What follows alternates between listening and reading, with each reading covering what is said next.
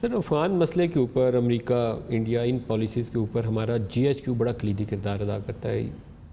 Prime minister Imran Khan کا سعودی عرب کا visit, قطر کا وزٹ، UAE کا وزٹ، ان سب دوروں سے پہلے ہمارے آرمی کے اعلیٰ سطحی دورے ہوئے.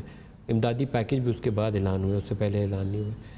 تو کتنا قریب ہم دونوں اس ایشو کے اوپر حکومت وقت ایگزیکٹو اور جو ہماری ملٹری اسٹیبلشمنٹ ہے کتنا قریب اس ایشو کے اوپر کام کر رہی ہے؟ دیکھیے ہم نے اس وقت تک الحمدللہ یہ تقریباً 11 ماہ ہو گئے اس حکومت کو، ہم نے کسی نیشنل انٹرسٹ کا ایشو ایسا نہیں ہے جس پہ ہماری آپس میں کوارڈینیشن نہ ہو،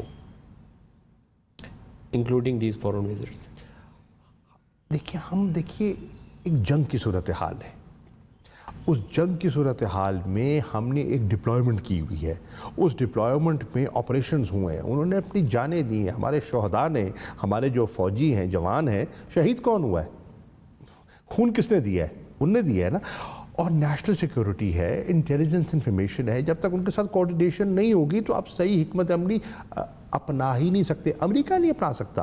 اگر اسٹیٹ ڈپارٹمنٹ پینٹاگون کو اعتماد میں نہ لے، پینٹاگون CI سے انپٹ نہ لے، کوئی مکمل کمپریہنسو پالیسی بن نہیں سکتی.